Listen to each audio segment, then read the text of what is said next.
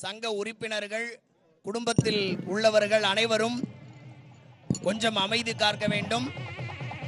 ஏன்னா நடிகர் சங்க புதிய கட்டடத்திற்கான அடிக்கல் நாட்டு விழா தற்போது நடைபெற்று வருகிறது. அதன் காட்சிகளை நேரலையில் பார்த்து வருகிறோம்.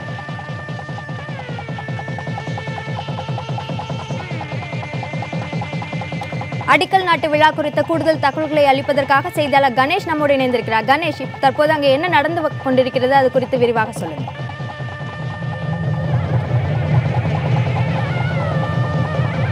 தற்போது நடிகர் சங்க கட்டடத்திற்கான அந்த அடிக்கல் நாட்டு விழாவில் பூமி பூஜை என்பது நிறைவு பெற்று தற்போது இன்னும் சில நொடிகளில் அடிக்கல் நாட்டவிருக்கிறார்கள்.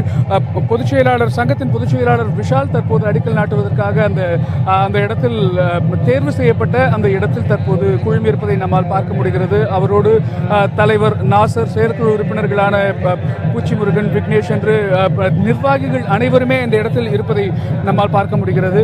தற்போது நடிகர் சங்கத்திற்கான அடிக்கலானது தற்போது நாட்டப்பட்டிருக்கிறது.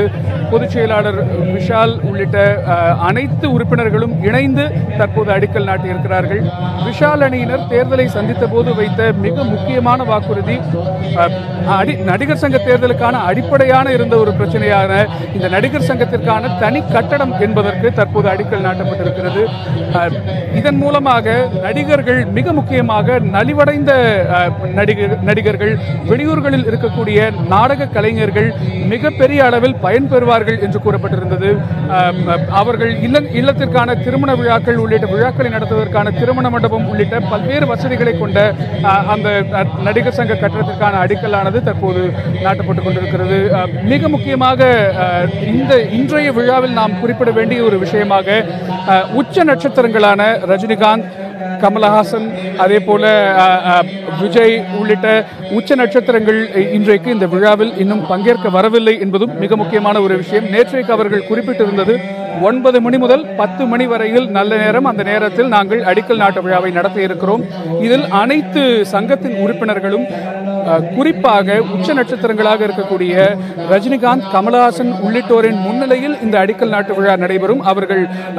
அவர்கள் இந்த இடத்தில் வருகை தந்து இந்த விழாவை நடத்தி கொடுப்பார்கள் என்றெல்லாம் நேற்றைய தினம் அவர்கள் கூறியிருந்தார்கள். ஆனால் தற்போது இந்த அடிக்கல் நாட்டு விழாவிற்கு ரஜினிகாந்த், கமலஹாசன் இருவருமே வரவில்லை என்பதும் குறிப்பிடத்தகுந்த ஒரு விஷயமாக இருக்கிறது.